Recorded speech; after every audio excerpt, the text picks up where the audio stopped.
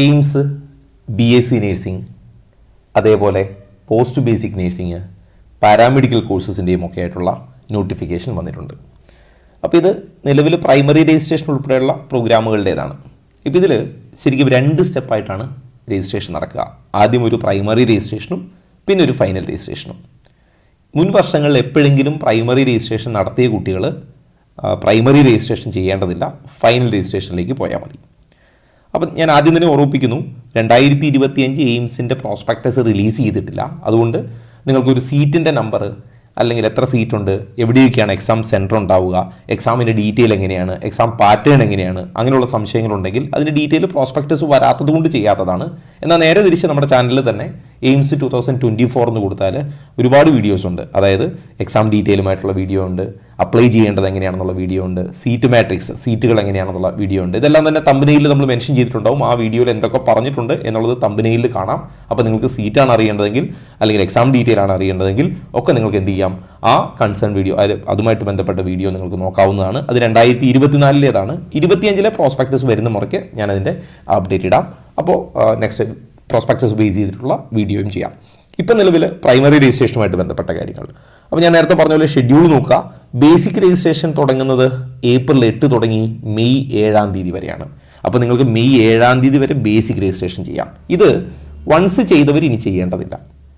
അപ്പോൾ basic registration ചെയ്യാൻ വേണ്ടി നിങ്ങളുടെ പേര്, ഇമെയിൽ ID, പേഴ്സണൽ ഡീറ്റെയിൽസ്, വളരെ കുറച്ച് കാര്യങ്ങൾ, ഫോട്ടോയോ അങ്ങനെയുള്ള കാര്യങ്ങളാണ്. അതിൻ്റെ ഡീറ്റെയിൽ ഞാൻ ഇതിൻ്റെ പിന്നാലെ പറയാം.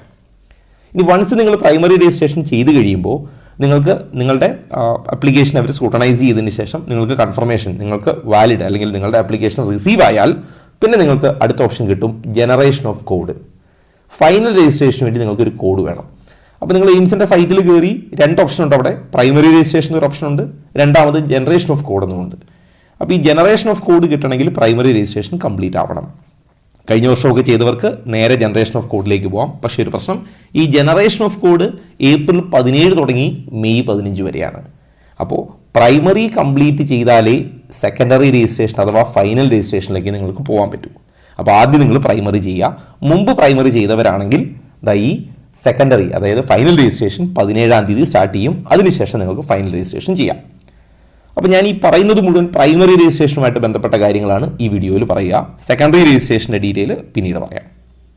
ഞാൻ ഒരിക്കൽ കൂടി ഓർമ്മിപ്പിക്കുന്നു, the candidates who had registered in previous sessions, മുൻ വർഷങ്ങളിലോ മുമ്പോ ഒക്കെ ചെയ്തവർ are not required to do new registration. പുതിയ രജിസ്ട്രേഷൻ ചെയ്യേണ്ട. അങ്ങനെ രജിസ്ട്രേഷൻ ചെയ്യാൻ നോക്കുമ്പോൾ ഓൾറെഡി എക്സിസ്റ്റിംഗ് എന്ന് കാണിക്കും. Okay, the can only generate the code from 17 April 14 തുടങ്ങി നിങ്ങൾക്ക് നിങ്ങളുടെ കോഡ് ജനറേറ്റ് ചെയ്യാം.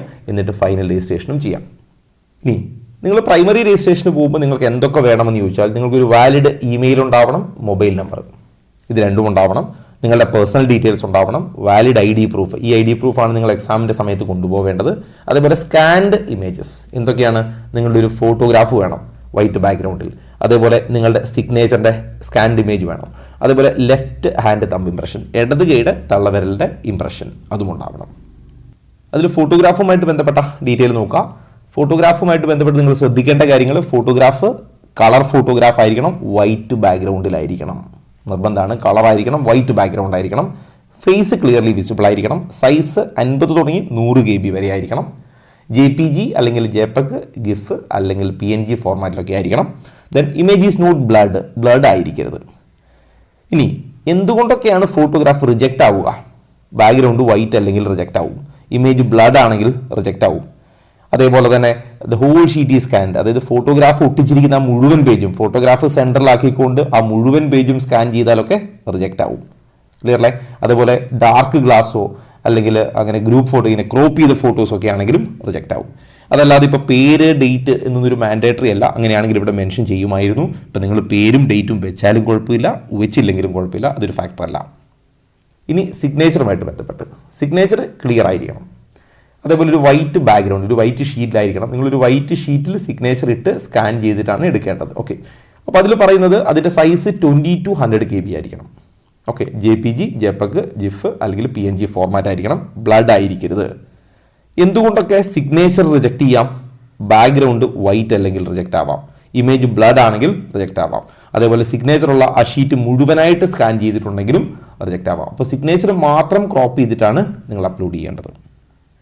ഇനി നിങ്ങളുടെ thumb impression, left hand thumb impression, ഇടത് കേട്ട തള്ളവിരലാണ്. അതിൻ്റെ ഇംപ്രഷൻ എങ്ങനെയാണെന്ന് ചോദിച്ചാൽ ഇതിൽ നിങ്ങളുടെ തമ്മിൻ്റെ ലൈൻസ് ഒക്കെ ക്ലിയർലി വിസിബിൾ ആയിരിക്കണം. വൈറ്റ് ബാക്ക്ഗ്രൗണ്ടിൽ ഒരു വൈറ്റ് ഷീറ്റിൽ എടുത്തത് സ്കാൻ ചെയ്തിട്ട് വേണം ഉപയോഗിക്കാൻ. ഒരു 20 തുടങ്ങി 100 KB വരെ സൈസ് ആവാം. JPG, JPEG അല്ലെങ്കിൽ GIF, PNG ഫോർമാറ്റ് ആവാം. നോട്ട് ബ്ലഡ് ആയിരിക്കരുത്. എന്തുകൊണ്ടൊക്കെ റിജക്റ്റ് ചെയ്യാം? ബാക്ക്ഗ്രൗണ്ട് വൈറ്റ് അല്ലെങ്കിൽ റിജക്റ്റ് ചെയ്യാം, ബ്ലഡ് ആണെങ്കിൽ റിജക്റ്റ് ചെയ്യാം. ഇവിടെയും ഹോൾ ഷീറ്റ് സ്കാൻ ചെയ്താലും റിജക്റ്റ് ആവാം. അപ്പോൾ ഇതാ അപ്ലോഡ് ചെയ്യുന്ന ഡോക്യുമെൻറ്റുകളുടെ ഒരു ഡീറ്റെയിൽ ആണ്. ഇനി അപ്ലൈ ചെയ്യാൻ പോകുമ്പോൾ നിങ്ങളുടെ മാർക്ക് ഷീറ്റ് അല്ലെങ്കിൽ 10th അഡ്മിറ്റ് കാർഡ്, ഇപ്പോൾ മാർക്ക് ഷീറ്റ് ഓൾറെഡി കിട്ടിയ കുട്ടികളാണെങ്കിൽ മാർക്ക് ഷീറ്റ് ഉപയോഗിക്കാം, അല്ലെങ്കിൽ റിസൾട്ട് വെയിറ്റിംഗ് ആണെങ്കിൽ +2 അഡ്മിറ്റ് കാർഡ് കൊണ്ടുപോകാം. അതുപോലെ ക്ലാസ് 10th ഡോക്യുമെൻ്റ് ഉണ്ടാവണം. കാറ്റഗറി ഇപ്പോൾ OBC NCL മറ്റോ ആണെങ്കിൽ താലൂക്കിൽ നിന്ന് കിട്ടുന്ന NCL സർട്ടിഫിക്കറ്റ് ഉണ്ടാവണം. ഇതൊക്കെ താലൂക്കിലേതായിരിക്കണം. SC/ST കമ്മ്യൂണിറ്റി ആണെങ്കിൽ താലൂക്കിൽ നിന്ന് കിട്ടുന്ന കമ്മ്യൂണിറ്റി സർട്ടിഫിക്കറ്റ് ഉണ്ടാവണം. EWS ആണെങ്കിൽ താലൂക്കിൽ നിന്ന് കിട്ടുന്ന EWS സർട്ടിഫിക്കറ്റ് ഉണ്ടാവണം. ഇതൊക്കെയാണ് കയ്യിൽ ഉണ്ടാവേണ്ടത്. പിന്നെ ഫിസിക്കൽ ഡിസബിലിറ്റി ഉള്ള കുട്ടികളാണെങ്കിൽ ഫിസിക്കൽ ഡിസബിലിറ്റിയുടെ സർട്ടിഫിക്കറ്റും ഉണ്ടാവണം. ഇനി അതിൻ്റെ പ്രൊസീജിയർ നോക്കുക. ആദ്യം പാർ രജിസ്ട്രേഷൻ അഥവാ ബേസിക് രജിസ്ട്രേഷൻ ആണ്. ബേസിക് രജിസ്ട്രേഷനിൽ നമ്മളിപ്പോൾ പറഞ്ഞുകൊണ്ടിരിക്കുന്നത് ഈ ഓൺലൈൻ രജിസ്ട്രേഷൻ ചെയ്യുക, ബേസിക് ഡീറ്റെയിൽ ഒക്കെ കൊടുത്ത് രജിസ്ട്രേഷൻ ചെയ്യുക. അതിനുശേഷം ഇതിൻ്റെ സ്ക്രൂട്ടിനി നടക്കും. എന്നിട്ട് നിങ്ങളുടെ ആപ്ലിക്കേഷൻ അക്സെപ്റ്റ് ആയാൽ നിങ്ങൾക്ക് അടുത്ത സ്റ്റെപ്പിക്ക് പോകാം. ഡേറ്റ് ഞാൻ ഓൾറെഡി മെൻഷൻ ചെയ്തു. 17-ാം തീയതി സെക്കൻഡ് സ്റ്റെപ്പ് സ്റ്റാർട്ട് ചെയ്യൂ. അക്സെപ്റ്റ് ആയവരുടെ ഒക്കെ 17-ാം തീയതി നിങ്ങളുടെ ഫൈനൽ രജിസ്ട്രേഷൻ സ്റ്റാർട്ട് ചെയ്യും.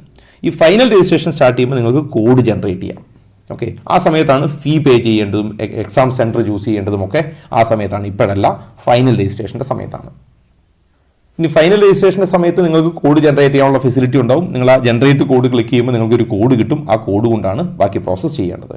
അപ്പോൾ ഒരു കുട്ടി അപ്ലൈ ചെയ്യുമ്പോൾ പാർ രജിസ്ട്രേഷൻ ഒരു പ്രാവശ്യം ചെയ്താൽ ആ ഒരു കുട്ടിക്ക് തന്നെ BSc നഴ്സിംഗിന് അപ്ലൈ ചെയ്യാം, ആ കുട്ടിക്ക് തന്നെ പാരാമെഡിക്കലിന് ചെയ്യാം, പോസ്റ്റ് ബേസിക്കിന് ചെയ്യാം, ഏതിന് വേണമെങ്കിലും ചെയ്യാം. പക്ഷേ ഓരോന്നിനും സെപ്പറേറ്റ് കോഡായിരിക്കണമെന്ന് മാത്രം.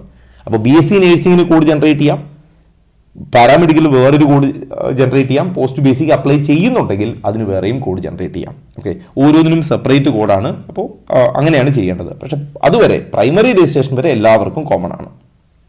ഓക്കെ, ഇതുവരെയുള്ള കാര്യങ്ങൾ ക്ലിയർ ആണെന്ന് വിചാരിക്കുന്നു. ഇത് ബേസിക് രജിസ്ട്രേഷനുമായിട്ട് ബന്ധപ്പെട്ടതാണ്. പ്രോസ്പെക്ടസ് വരുന്ന മുറയ്ക്ക് ബാക്കി ഡീറ്റെയിൽസ്, അതായത് ഞാൻ നേരത്തെ പറഞ്ഞ പോലെ സീറ്റ് മാട്രിക്സും എക്സാം സെൻറ്ററുകളും ബാക്കി ഡീറ്റെയിലും ഒക്കെ ഇടാം. ഇനി അതല്ല, നിങ്ങൾക്ക് അതിനെക്കുറിച്ച് ഇപ്പോൾ നിലവിൽ എൻ്റെ ഒരു ധാരണ വേണമെന്നുണ്ടെങ്കിൽ നിങ്ങൾക്ക് നമ്മുടെ ചാനലിൽ കയറിയിട്ട് AIIMS 2024 എന്ന് കൊടുത്താൽ തന്നെ കുറേ ഓപ്ഷൻസ് ഉണ്ടാവും. അപ്പോൾ ആ ഓപ്ഷൻസിൽ നിന്ന് നിങ്ങൾക്ക് ആവശ്യമുള്ള വീഡിയോ നിങ്ങൾക്ക് സെർച്ച് ചെയ്യാവുന്നതാണ്. അപ്പോൾ അതിൽ ഓരോ വർഷവും കയറിയ റാങ്കും ഒക്കെ ഏകദേശം അതിനകത്ത് സെപ്പറേറ്റ് അലോട്ട്മെൻറ്റിൻ്റെതൊക്കെ പോയിട്ടുണ്ട്. അപ്പോൾ അതൊക്കെ നിങ്ങൾക്ക് സെപ്പറേറ്റ് വീഡിയോ ഉണ്ട്. തമ്പനെയിൽ അത് ക്ലിയർലി മെൻഷൻ ചെയ്തിട്ടുണ്ട്. അപ്പോൾ അത് നോക്കിയിട്ട് അത് നിങ്ങൾക്ക് റെഫർ ചെയ്യാവുന്നതാണ്. എൻട്രൻസ് സംബന്ധമായ വാർത്തകളും അപ്ഡേഷനുകളും ഏറ്റവും വേഗം ആധികാരികമായി അറിയാൻ സബ്സ്ക്രൈബ് ചെയ്യുക, ബെൽ ഐക്കൺ അമർത്തുക. ഈ വീഡിയോ മറ്റു സുഹൃത്തുക്കളിലേക്കും ഷെയർ ചെയ്ത് നൽകുക.